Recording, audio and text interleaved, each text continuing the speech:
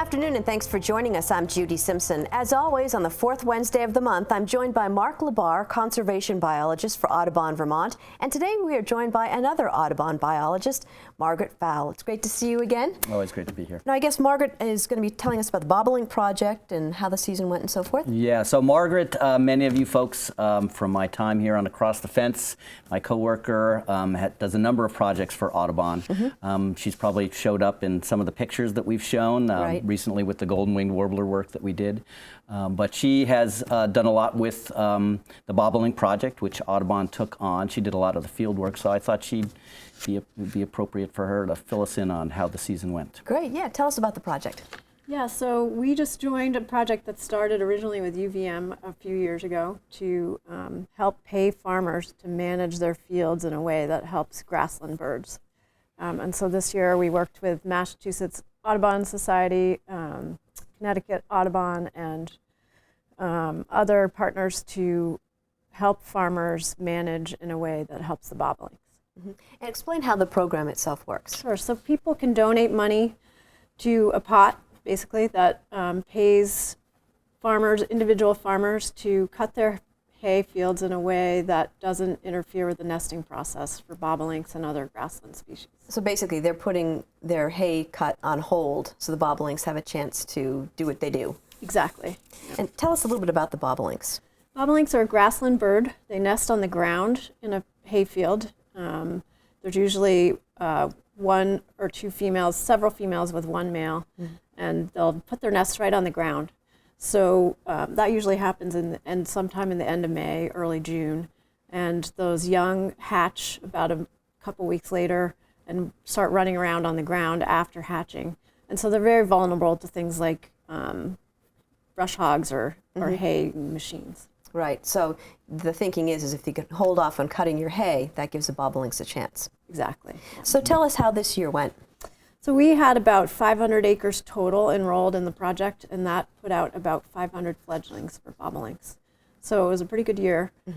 We went out and counted the birds in the fields and extrapolated how many young we think made it on those fields that were cut in that bird-friendly way. That's pretty good. Yeah, I guess they raised somewhere in the mid-40s for money as far as money that was raised. And this year, because we worked with Mass Audubon and Audubon, Connecticut, there were actually fields in Massachusetts that were also covered by that. But the bulk of the work was still done in Vermont, primarily because, Dr. Al Strong, who's been a great supporter of this, with his help and partnership, he's kind of training us, or pretty much Margaret, to go out and survey for the birds so we get, a good fledgling count. So when the hay fields are hayed is really important. Yeah, so you want to either delay your cut until, August 1st, after mid-June, August 1st, I think August 1st is the line, or some of the research that, that Al did up at UVM, and you've talked with Al on the show here, is that 65-day waiting period. So farmers get out, cut the fields by the end of May, and then wait 65 days. That allows the grass to grow back up and the bobolinks to move back into the hayfield and hopefully become successful. Yeah, 65 days is long enough for those bobolinks to actually come in and re-nest and then fledge their young. So are there other birds that are dependent on these fields as well? Yeah, I mean, Margaret mentioned these are grassland birds or grassland obligates. So some of the birds that are priority birds for the state that have shown really big declines is, for instance, the eastern meadowlark. We call it the bobolink project because bobolinks are very visible. They fly around and people see them. But in fact, meadowlarks they're having a tougher time than bobolinks are. And then some of the other species, which you might not necessarily think as grassland birds, but a raptor, like the northern harrier or marsh hawk. Right. And we've talked about this bird on a number of occasions. It's got that nice white rump on it. The male's gray. This is not a male. And they'll feed over those hayfields and nest in some of the thicker hayfields. So again, the grasslands and those hayfields are really important to a lot of ground nesting birds. All right. And so speaking about raptors, Margaret, you oversee the peregrine falcon project? Yes, I do. I've been working on it since 1997, so a long time. Yeah. So tell us about that.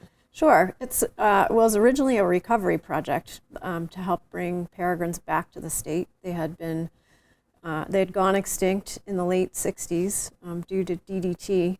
And so the state and the U.S. Fish and Wildlife Service worked pretty hard to bring them back. They reintroduced them at various sites throughout Vermont. And since the mid-'80s, we've been having our own population growing and breeding in the state.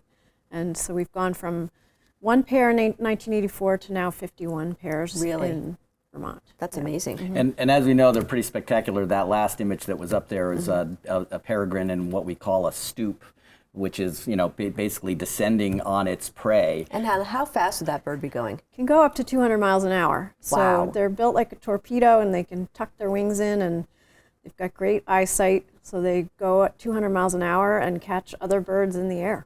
And so where do they nest usually? They nest on cliffs usually. So in Vermont, we have all cliff sites except for one, and they will actually nest on structures such as a building in a skyscraper. I think every once in a while we hear a story out of New York City or Chicago or something where there's a peregrine. And where some of the birds have been nesting now too are, a lot of these nest sites are natural cliffs, but some of them are actually quarries. Yes, we have quite a few pairs now in quarries throughout the state. Just because the cliffs have been created by the quarry activities. And we've gotten to the point that there are so many birds that they're looking for any, cliff-like thing to find. So we might see them on a building at some point in time. Right. So how did the birds do this year?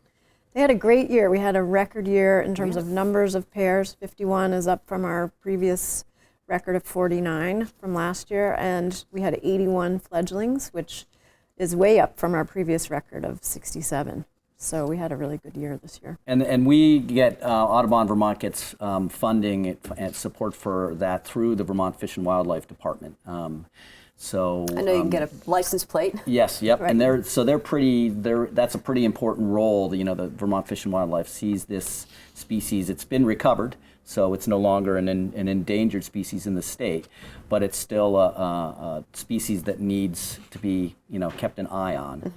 And Right, so, and we do protect some of the cliffs from disturbance, I was going to say either every from once in a while rock there's climbing or hiking. They put out a notice to stay off certain trails. Exactly, yeah. So rock climbing and hiking is probably the biggest threat to the birds right now. And so we have about 10 sites that we close every year. So it's not a huge number, but it's the sites that have the most potential for disturbance. And the other cool thing too is, one of the things that Margaret does, as much as go out and look at the cliffs, is work with citizen science volunteers that actually do a lot of the monitoring for us. Margaret can't be everywhere at once in the state, and so so that's a great component of the project Yes, we as have well. probably over 40 volunteers out there checking up on the cliffs throughout the breeding season, which starts in April and ends usually by the end of July. And so what about work with other raptors? Well, it's when we think about raptors, we go big, and probably the biggest one is, of course, the bald eagle. Now, again, the Vermont Fish and Wildlife Department does a lot of the bald eagle work across the state. We're fortunate to be able to assist them in the Connecticut River Valley. Kathleen Wolford is a seasonal Audubon person, biologist that works in that area, and Margaret works very closely with her on that. So again, I'll let Margaret kind of fill you in on how that project's gone. Yeah, so again, another really good year. We have 21 eagles nesting in Vermont now. Our first nesting pair happened in 2003, so we've been seeing a pretty steady increase since then. They produced 34 fledglings this year, and we're pretty close to considering actually taking the eagle down to threatened status in the state. Right now it's endangered, and we've met recovery goals for threatened status, so probably over the next year we'll be discussing the possibility of taking them down to threatened. And so why were eagles so threatened and a rare sight in Vermont for so long? Well, similar to peregrine falcons, they were impacted by DDT, which is a pesticide that caused them to lay very thin eggs, and when they incubated the eggs cracked, and so no young were produced. So DDT was a played a large role in causing their decline. And and what's interesting is bald eagles. I think Vermont was the last state really to get a breeding pair of bald eagles. Right. So it took us a while, and very similar to New Hampshire. I think they got 1 or 2 pairs, and then their numbers just really picked up and increased after that. And we're seeing that same kind of steady increase in birds. Everybody thinks of the bald eagle as a white-headed, white-tailed bird, but oftentimes, it takes them a while to get from that chick phase to what we call immature or subadult, and they're very brown during those period of time. Almost mistake that for a big hawk or something. Right, and Takes about 4 years to get the white head and tail. So what we were learning yesterday or a couple days ago at a meeting was that we see these adult birds, but there's really a lot of these young immature birds out there as well. Up in Missisquoi, I heard an anecdote about there's 2 breeding pairs that were there, but they had at one point 11 juveniles, youngsters, immatures, I should say, that were using the refuge as well. Yeah. So it just looks like that's a species like the peregrine and like the osprey, which is another recovered species that is doing really well. Now, do the eagles migrate, and if they do they always come back to the same place? They do migrate, but it's not a specific place that they go to each year. They're looking for open water, and we get a lot of wintering eagles here. We actually do a survey each year. The State Fish and Wildlife Department funds that for us as well. And so we'll go out and we'll count eagles in the major water bodies, and they tend to congregate where there's open water, so Lake Champlain or along the Connecticut River. Yeah. But they're looking for food, and the young ones are kind of exploring the area during the winter. So they're not going to South America or something like that. Yeah. And on the Connecticut River, Lake Champlain can stay wide open. Right. On the Connecticut River, it's often below dams where you get enough disturbance of the water. And again, Margaret coordinates, a bunch of volunteers that actually go out and do those surveys for us. So it's a great educational piece because a lot of them are from Audubon chapters, and there's other volunteers. And of course, the bald eagle is pretty impressive bird. Right. It's exciting to see that. It is very exciting to see. Looks like we have some time for viewer mail. Here's a picture from Doug Gimler. We can take a look at. Yeah, and Doug actually sent in one of those peregrine pictures That's right, as well. of the pair that on the showed cliff. earlier. Yep. So he's a great photographer. We get images from him, and this one is a one that we've talked about, the yellow-rumped warbler, and this is a great one because you can see that nice yellow rump. They came through.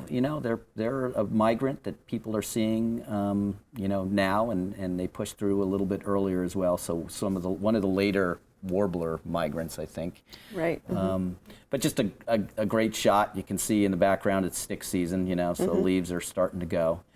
And, I'll be actually migrating next week. I'll be down in South Carolina to I'll be helping South Carolina, Audubon, South Carolina, run their banding station down there. So I might leapfrog over them, and we'll see if we catch them in the nets down when I'm in South Carolina. Now, you both sit on a committee about birds. Tell me about that.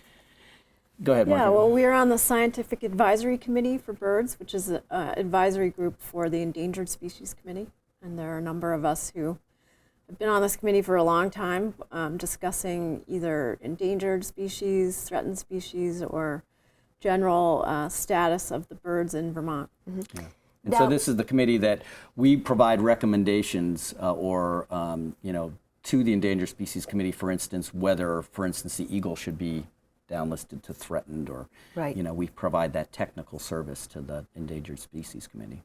Now, we started the program talking about the Bobolink Project, and people can actually donate to help out. How can they do that? They can. The best way is probably go to the webpage, and it's www.bobolinkproject.org, and they can donate right online. We accept donations year-round, and we're accepting them now for the 2017 field season. So again, that's www.bobolinkproject.org, or they can send checks or money to, probably checks to Audubon, Vermont, at the, the address that you see at the end of the show. Yeah, we'll put that up in a second, but make sure that the check is made out to the Bobolink Project, Okay. right? That would be great. And so here's the information. If you have a question for Mark, you can write to him at Audubon, Vermont, 255 Sherman Hollow Road in Huntington. The zip code is 05462. You can also email your question to Mark. That address is mlabarr@audubon.org. Send Mark your questions, and he'll try to find an answer on an upcoming edition of Bird Notes. Thanks so much for joining us. Yep, you're Thanks welcome. for having me. Yeah. That's our program for today. I'm Judy Simpson. We'll see you again next time on Across the Fence.